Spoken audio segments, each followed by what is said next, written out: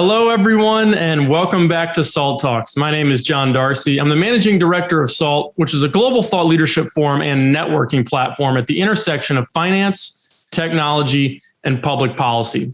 SALT Talks are a digital interview series with leading investors, creators, and thinkers. And our goal on these SALT Talks is the same as our goal at our SALT conferences, which is to provide a window into the mind of subject matter experts, as well as provide a platform for what we think are big ideas that are shaping the future. And we're very excited today to welcome Spencer Jakab to SALT Talks. Spencer is an award-winning financial journalist and a former top-rated stock analyst at Credit Suisse. He edits the Wall Street Journal's Heard on the Street column and previously wrote the daily investing column Ahead of the Tape. Prior to joining the Journal, he wrote for the Lex and On Wall Street columns at Britain's Financial Times. He's also the author of a brilliant new book called The Revolution That Wasn't, GameStop, Reddit, and the Fleecing of Small Investors, that captured this moment that we all experienced last year with GameStop and the rising up of a swell of small investors to try to conquer Wall Street. But was that actually a revolution, or was it just a blip on the radar? We'll talk a little bit with Spencer about that on today's SALT Talk. But hosting today's talk is Anthony Scaramucci, who's the founder and managing partner of Skybridge Capital, which is a global alternative investment firm. He's also the chairman of SALT. And with that, I'll turn it over to Anthony to begin the interview. So first off, congratulations on the book. I got a chance to read it because you were nice enough to send me an advance copy. I also promise you that I'll be buying the book. It's out today. And you have the book behind you. Why don't you hold it up, Spencer, because I'm all about...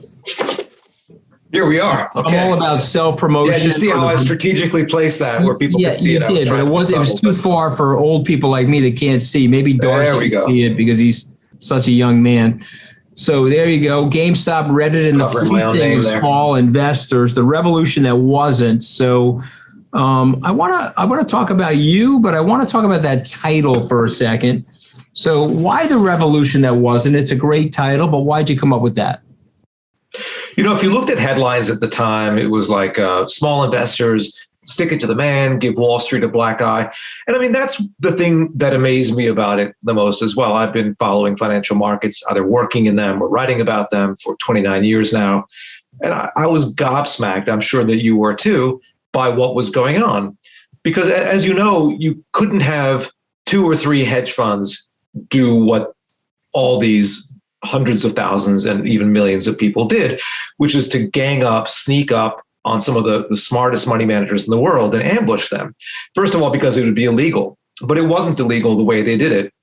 As far as you know, the SEC is concerned, at least, there's no way they could go after it, which is basically they discussed it openly. They all bought options and shares on their individual accounts, and they blew these guys up. And they thought that they were going to get a twofer by sticking it to the man.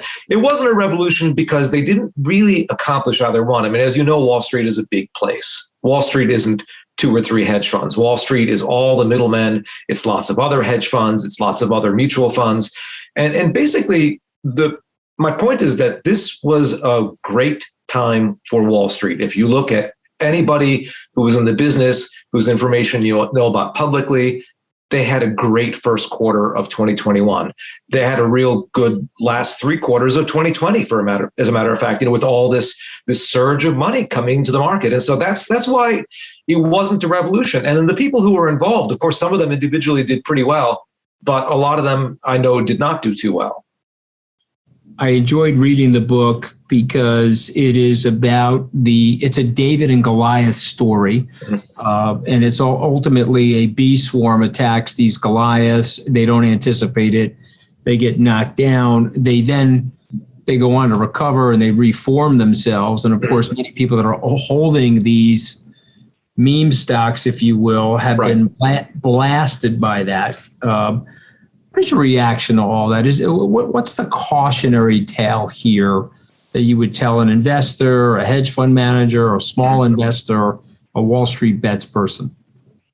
So I think this book is of great interest to anybody who works in finance, but I didn't write it in a way that it's only comprehensible to those of us who worked in finance for a while. I thought about my mom and my sister, smart people who don't have any connection to it. I explain things as it goes along. I don't think it slows it down too much. But And it's also written for ordinary people in the sense that you need to be reminded again and again that if you think that you're outsmarting Wall Street, if you're going to get very active and very excited as an individual investor, then it's not going to end well for you in all likelihood. And it's going to be a good time for the industry of giving financial advice and managing money and stuff like that. Not that I have anything against that industry, but it does line the pockets of the industry much more than usual when you have a big upswell of people. And this was no different. It's so ironic, right? Because you had people basically wanting to stick it to the man, and they didn't. And the weird thing is that it has continued. So it's a great thing for somebody who wrote a book about something that happened in history. It's really a period of like 10 or 11 days. It lasted a Scaramucci, right? I mean, the whole episode, right? It was more a week and a half. Give it full credit, okay? We don't want to say a Scaramucci unless it's a full 11 days, Spencer. Oh, it was like about 11 days. Okay, it was less than a Scaramucci. You say it's 10/11ths of a Scaramucci or like 9/11ths, but you... It was not even a Scaramucci in terms of the crazy one. I just want to make sure we're there, because Darcy's going to chime in and mention to all of our delegates that I got fired from the White House in a few seconds, but I just want full credit for my career there. Okay, so all right, okay. I don't want to mislead anybody. Exactly. I mean, so the episode that I write about did not last that long, but I go back to its roots, first of all, and it's very interesting how the pieces came together. But it's also interesting that it is, as you said, it has continued to be a phenomenon. You've had, lightning struck. All these things happened all at once to make lightning strike on Wall Street. And you've had this crowd that got very excited about it, and they tried to make lightning strike a second, third, fourth, fifth, sixth time, and they've remained involved. And so it's stayed a story, which is a great thing for an author, right? It's great when the thing that you're writing about is still in the news, not just because it's the anniversary when the book came out, but also because people are agitated about it and it continues to affect markets. But they didn't succeed the second, third, fourth, and fifth time because for a variety of reasons. One is that they use the options market to a large extent to do what they wanted to do. And the options market prices in volatility. The options market sees you coming. The Black-Scholes formula prices in implied volatility. If someone thinks that things are going to be very volatile because a bunch of retail investors are interested in it, then they'll jack up the price of the options that they sell you. And that makes it much more expensive to do this. Also, it's just not a media phenomenon in the same way. You don't have millions of new people piling into it and opening accounts anymore. People are kind of bored with it and they've moved on to other things like crypto, or they lost money and they moved on. So it's continued to be out there. And of course, if a bunch of people buy a stock, it's going to go up, but they're not ambushing hedge funds. And of course, there's a conspiracy, as you might know, that they will, that if they keep on buying and keep on holding, that they're going to, which makes me very sad.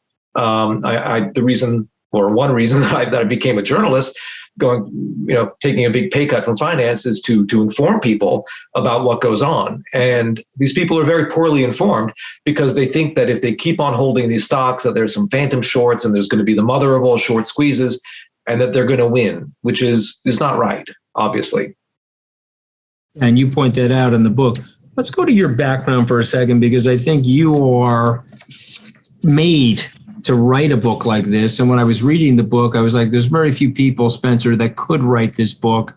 And I think that this book came together as beautifully as it did because of your background. So tell our viewers and listeners what your background is.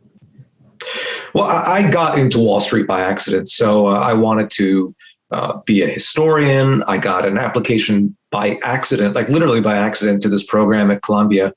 And my undergraduate advisor said, "Oh yeah, I think you should do that. I'll give you some options." I started this program, met a kid the first day who had been an investment banker. I know my parents were immigrants. We didn't know anybody who worked on Wall Street. I had heard the word investment banker, but I had no idea what it was. This kid had been an investment banker and hated it. He happened to drop how much he had made, though, coming out of college in 1986 or whatever. And I couldn't believe it. And I was concerned about money. And I said, well, how do I do that? And he told me all the classes I had to take. While we were at Columbia, I could take all the finance classes at Columbia Business School that I wanted to. So I did. I got a job working in emerging markets because I was bilingual, and Eastern Europe was opening up at the time. My parents are from Hungary. I worked there as an analyst. It was very exciting. I love finance. And then after a while, it was just so much talking to clients and managing people that I got bored with it and decided that I wanted to write about finance and be able to call up smart people and talk to them about it. So I became a journalist. I wound up actually sitting next to a longtime Wall Street Journal veteran reporter and her family on the plane. And she talked to me about it. 2 days later, I was interviewing, and 3 days later, I was working for her. So, and it's been 19 years now that I've been a journalist. I'm glad I made the switch. Having been on Wall Street, and the kind of journalism that I do financial analysis and opinion. And having been an analyst, I think makes it much more comfortable for me to do it. Not that I know everything, but I'm comfortable expressing an opinion, and I kind of know when I'm being spun a tale by somebody who I speak with on Wall Street. A new category of people. We're calling them finfluencers. Mm-hmm. So these are financial influencers on things like TikTok and YouTube. There's also Silicon Valley billionaires that are smoking blunts on people's podcasts and are opining on cryptocurrencies and other sorts of things. What do you make of all of this as a traditional Wall Street Journal journalist?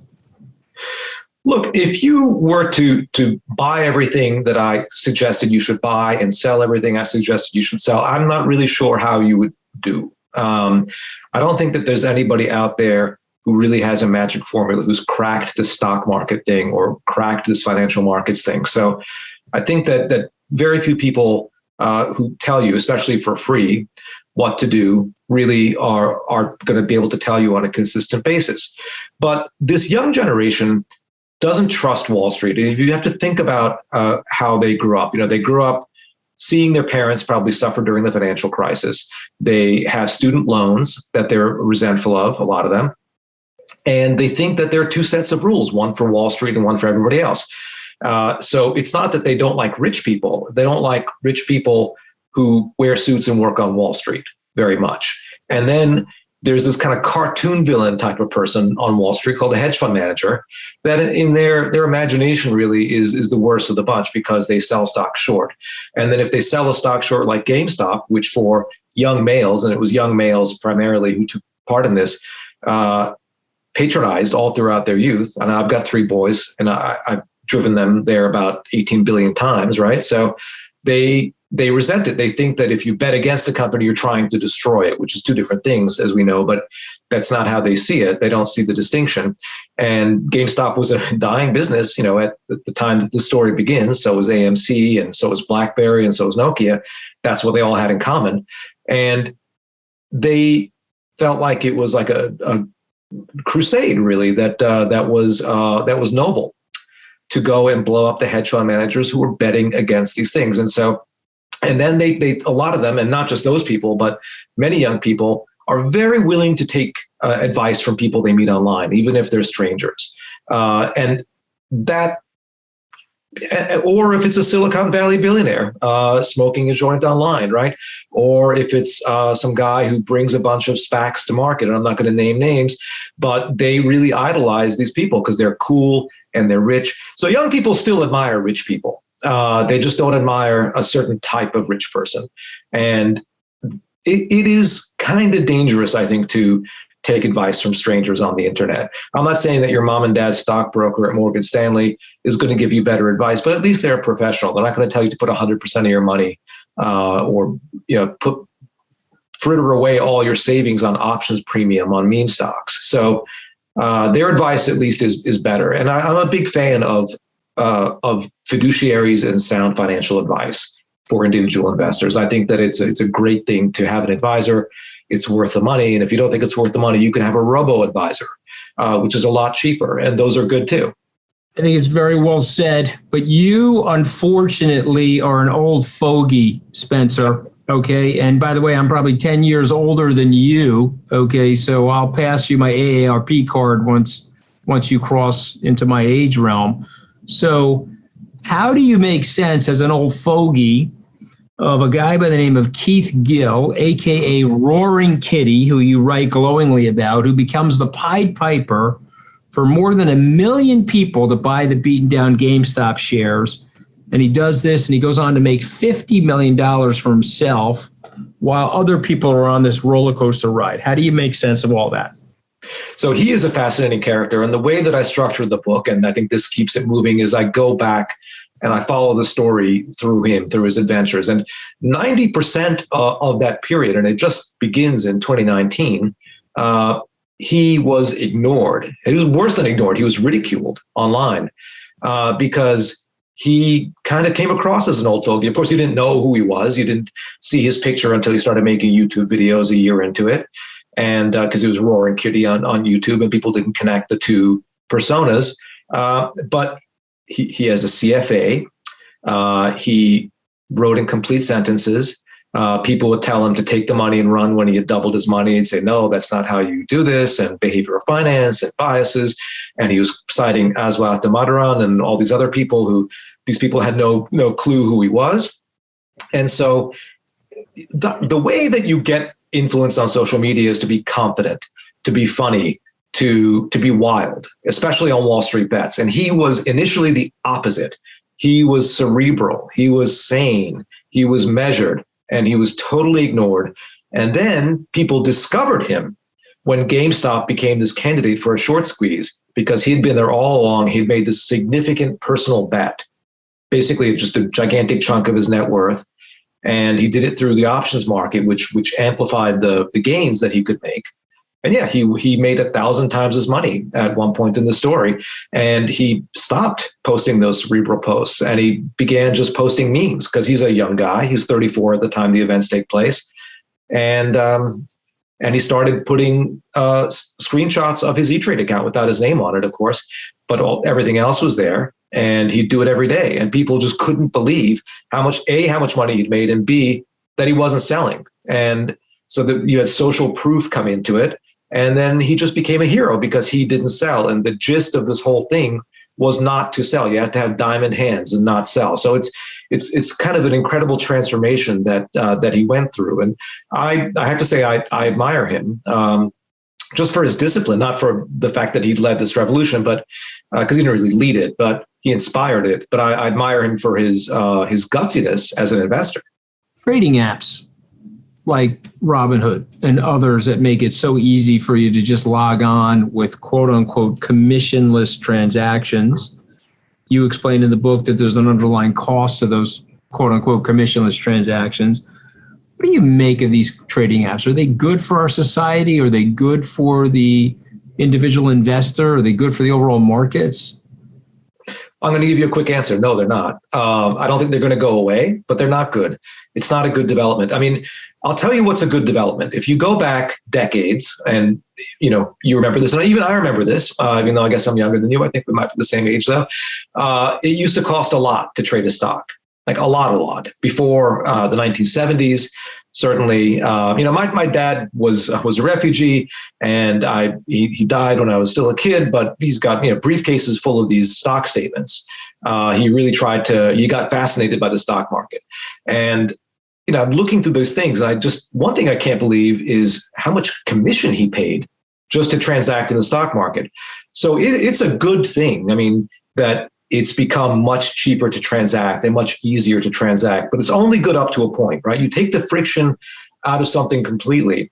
And you went in late 2019, every single broker basically saw Robinhood having all the success. They got 1 out of every 2 new brokerage accounts in America opened up. They're small accounts, to be sure, but they were getting a lot of new customers, and they all threw in the towel, and they all went to zero commissions, and they thought it'd be bad for them. And it was great for them. And what they didn't understand was that when you make something free that's fun, and they didn't think of their product as fun, when you make something free that's fun, then people take as much of it as they can. It's like when you leave out like a bunch of Snickers bars on Halloween instead of answering the doorbell every time. Some kid's going to come and like take 10 Snickers bars and have a stomach ache the next day. And that's kind of what these people did, is they traded like crazy. There was an explosion in trading by people who didn't understand that there actually are costs to being very active in the stock market, because as we know, the more often you trade and the more often you even check your investments, the worse you do. There's a direct inverse correlation. And they kind of gave people just enough rope to hang themselves. And so you can't say to a business, make it harder, make it cost something, make it cost more. I mean, I don't think you can put the genie back in the bottle in terms of quote unquote free trading, but I don't think that it was helpful to this, especially to this young generation that had no experience of investing through '08 or the dot-com bubble or previous catastrophes in the market. I'm going to turn it over to John Darcy, who's got us beat by a generation. And of course, as you and I both know, Spencer, his generation is smarter and wiser than our generation. So I'm going to turn it over to him in a second. But I want to ask you, I want to play the devil's advocate for a second. These experiences may make people more humble. They may make them wiser, and they may actually learn about the stock market. It's a forced tuition, if you will, to your point about losing money and so forth. But it may be more positive than we both think. Do I have that wrong? No, I don't think you have it wrong. I think, first of all, when you're talking about a group of 8 to 10 million people, you can't treat them as a monolith. So you had some people who were in this just to make a buck, just to kind of ride a greater fool kind of thing, and a lot of them did. And then you had people, and it's like any movement, any political movement, the people who come to it late, or any religious movement, the people who come to it late are really earnest, and they really believed in sticking it to the man. I think that's the rough breakdown. So some people believed in both, some believed in one, some didn't care if they made money and believed in the other. And then, this generation, if they lost money or if they felt silly after the entire experience, I see it going three ways. I see some saying, wow, well, I lost a few hundred or a few $1,000s. It's kind of tuition in the school of investing for life. And it's going to pay off multiple times in their life because they learned a lesson, right? So that's happened to many people. I hope that happens to a lot of people, and I hope that they invest over the decades remaining in their productive lives, their working lives, and have a nice nest egg. But I think that's a minority, unfortunately. I'd like to be optimistic. I think some people will take the opposite lesson, and this is the most expensive thing you can do, which is not do anything. Just say, Wall Street's crooked. I'm not going to engage with it. Forget that, right? And you think about people in 1929 who lost everything, right? Bought stocks on margin, lost every single thing. And that generation never came back to the stock market. I mean, 1932, 1933 would have been a great time to start saving money in the stock market, and no one wanted to buy stocks. When the Shiller PE was like 6 or 7, it was basically a bonanza for anybody who started deploying capital and did so for a while, and they did not. It took another generation, right? So I'm afraid that some people are going to take that lesson, which will cost them in potential gains. And then there's some small subset that's very conspiratorial about it, that continues to believe that, that Ken Griffin told Vlad Tenev at Robinhood to stop them from trading, and it's all a conspiracy, and it doesn't matter what you say. That's what they think. And of course, it was not a conspiracy. There's a real boring explanation for what happened, but they're very bitter, and they want their pound of flesh. I mean, as it was going on, even before Vlad gave his interview to Andrew Sorkin at CNBC, I knew, because I have operational training at Goldman Sachs, I knew why he had to do that. I understood what was going on in his risk book. And so obviously, and you pointed out beautifully why there was no conspiracy. Let me turn it over to John Darcy. But please do me a favor, Spencer. Don't say, oh, that's a really good question, or that's a brilliant question, because we're in solidarity generationally against this inimical foe. So please don't say that. But go ahead, John. I'm going to start it off with a story, and I'm going to keep it anonymous because I have a very close friend that I grew up with and actually went to college with as well.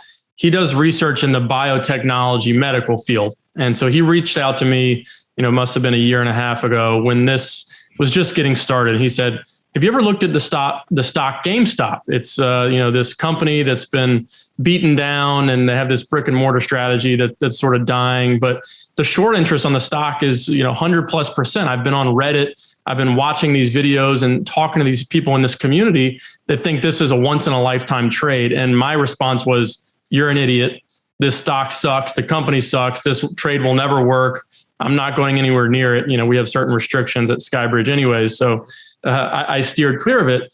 But, watching it unfold from that perspective, I had a very close friend that was involved in this massive run up, and I was trying to counsel him along the way, but it was very unprecedented the way it happened. Mm-hmm. And I'm curious, the environment that we were in, where everybody was working from home, including my friend that I just described, how much did the pandemic play into this, do you think? The fact that people, working from home developed side hustles and developed new hobbies, including trading and investing on places like Robinhood that we talked about. How much do you think that played into it? People sort of developing these side hobbies like my friend. Well, John, first of all, you seem like a very nice young man. So thank you. No, the pandemic played a huge role in this.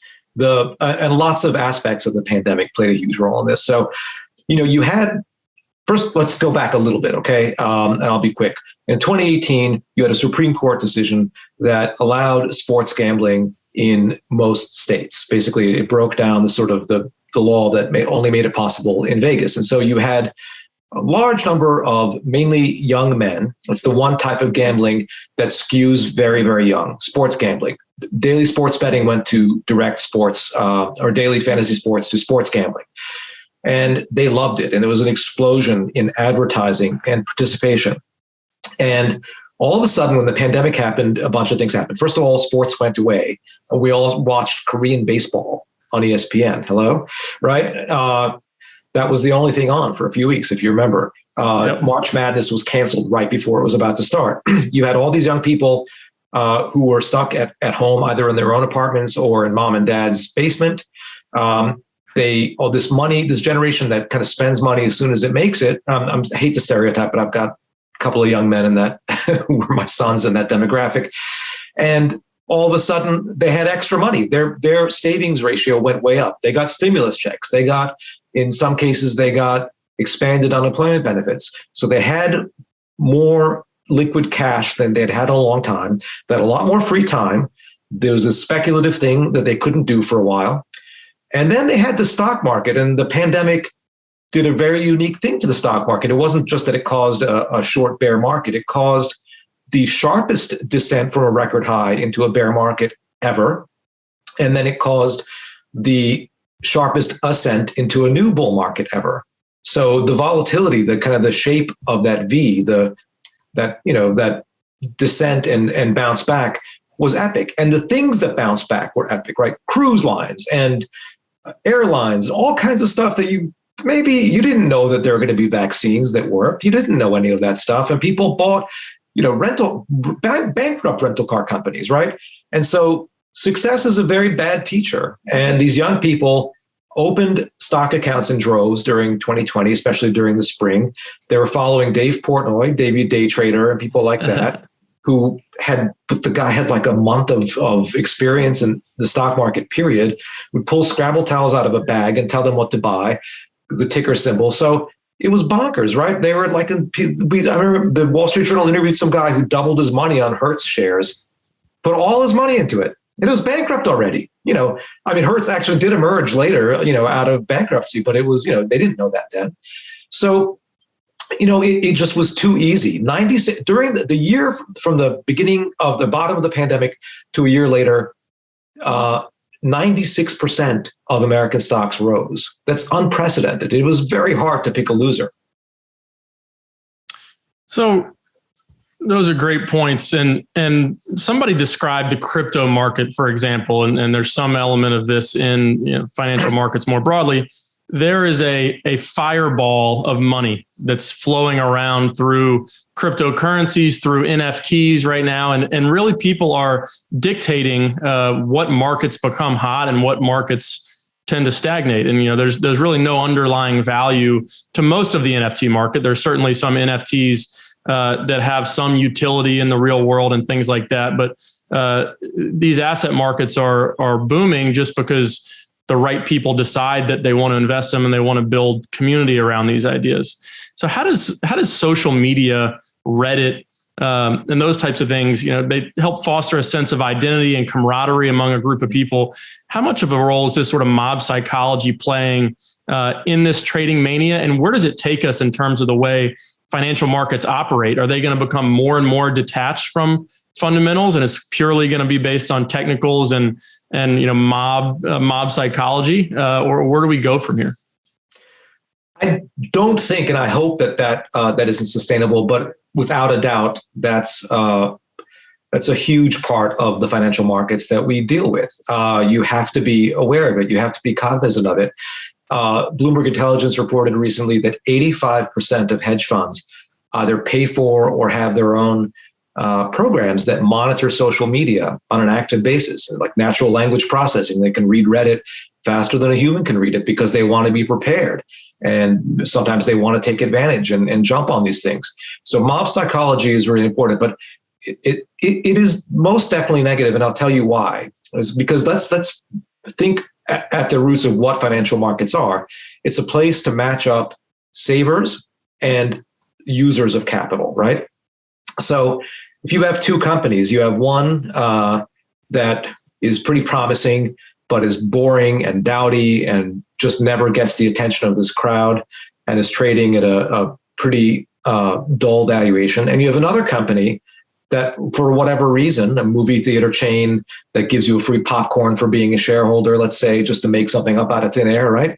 That gets a huge valuation. Then that company's cost of equity capital is a tiny fraction of the other companies. Now, let's say that other company is the next Apple, right? That next Apple is never going to be able to raise money as cheaply as the company that has the attention of the crowd. And so it distorts the cost of capital. And that's a bad thing, because the capital markets, at the end of the day, are a place for companies to raise money. Of course, there are companies that go out there and raise money and lose all your money. And that's part of it. There's risk involved. But you can't just have the capital markets be the greater fool theory forever, because it's going to destroy what capital markets are for. I don't think that it's going to last, because you can buy something intangible and sell it to somebody else later, and maybe its value will stay permanently high. Who knows? Gold is tangible but not useful, right? And so there are times when people have bought gold and it's at least kept its purchasing power, I guess, right? But I think the best thing that you can own is a productive asset, a mine or a farm or real estate or a stock, something that's producing cash, because that's the only way to really know what something is worth, as we know, is discounting its cash flows. You don't know what those cash flows are going to be. You have to make a projection. But if that's not the reason you're buying it, then you're buying it for the wrong reason. I hate to be old-fashioned, but I think that's just true. Well, you're seeing it self-correct in some markets, especially in the tech space and sort of the Cathie Wood portfolio. There was an ETF that just came out, which is SARK, which is the anti-Cathie Wood portfolio. So yeah, certainly plenty of people betting on this self-correcting even further in terms of attaching actual value to fundamentals and cash flows and things of that nature. Let me let that lead into my next question, which is about sort of Federal Reserve policy in the current environment that we're in. So you're a finance guy. How much has the Fed, been the entire basis behind this run-up that we've seen in tech stocks, high growth stocks with poor fundamentals, in cryptocurrencies, in NFTs? Is this completely a Fed-driven phenomenon? So as the Fed tightens, is this going to completely dissipate, or do you think there's something more broader culturally and generationally that's happening in markets? Yeah, no, I think the Fed has had its finger on the scale of speculative assets. And let me just clarify, there are people out there who will say things, and maybe they don't literally mean it, but they said the Fed is pumping money into the stock market. The Fed is pumping money into the economy. They're not literally doing that. They're doing it in a very indirect way. When you make money so cheap and you make returns on money so low, then part of the reason that you're doing it is to get these animal spirits going. That's why they began to do it after the financial crisis. It's just that it's 2022 now. It's not 2008. It's not 2009. And so the doing this, it changes things psychologically, first of all, because there's the whole Tina trade. There is no alternative. But there's also the value that people place on very distant, very speculative cash flows. And when you're, whether you understand that intellectually or you just get it intuitively or instinctively, money being so cheap, money being almost free or basically free or having negative interest rates in many countries until recently, has encouraged people to bet on those very, very distant, very speculative cash flows as opposed to a steady, boring stream of them that you get over the years. And that makes speculative investments more attractive. And then since those speculative investments were doing very well through all these years, people kept sort of just trying to jump the shark and pushing it out farther and farther and farther. And I think that it was a crucial element to the meme stock phenomenon and to crypto and to other things. I think if you took it away, then it would recede. I'm not saying they should take it away because, of course, there are other reasons for them doing it. But it's in my opinion, is a vital ingredient. Right. We talked about Reddit and the role that it played in the GameStop scenario. But in general, are you concerned about sort of the proliferation of pump and dump schemes, true pump and dump schemes? Some people think that certain crypto markets are pump and dump schemes, even blue chip crypto markets. But there's certain cases now in front of the SEC about celebrities that are endorsing, meme coins or things of that nature. Are you concerned about, the proliferation of these pump and dump schemes that are going to leave inexperienced investors holding the bag, which is sort of the basis of your book about how ultimately the little guy is going to suffer from this? Yeah, totally. I think that we live in a kind of a golden age of grift, except a lot of the grift never gets prosecuted. So whether it's celebrities and who are taking no real risk themselves, right, taking a risk by promoting a SPAC or whatever, or whether it's actual offshore criminals doing a pump and dump and having bots post messages, and I go into that in the book, and I have to say I'm extremely disappointed as a financial journalist with the SEC and with exchanges like NASDAQ, where they come in very late, if at all, when there are obvious cases of fraud. And I won't mention the specific thing, but I did a investigative piece that I worked on for months about a financier and a company that were very clearly bilking small investors and taking advantage of them. And not only was this obvious to the SEC and to anybody with eyes in their head and any knowledge, but you would bring it up with NASDAQ. I'll tell you that much. It was a stock on NASDAQ, and NASDAQ. I just kind of said, I want to talk about this thing. I didn't say the name of the company. They knew exactly what it was about. They brought their legal counsel on with me. They brought all these people, yet they kept doing things administratively that allowed it to keep happening for months and months, and hundreds of millions of dollars more in losses to investors until finally a halt was put to it. And then other people copy the same exact technique again and again, and it happens all the time. So people say like, well, hey, we're democratizing finance. You can't stop that. Yeah, you're not democratizing finance, okay? Finance is already democratized. Or people say, we have our First Amendment rights, and there may be bad eggs that say things on social media. There are always bad people, but whatever. No, I think that I don't want you to you can't put the genie back in the bottle, like I said, but you can put up guardrails for people. The SEC needs to do its job and do it more quickly, and other people need to do their job. I mean, people are really being taken advantage of, and it really bugs me. Right.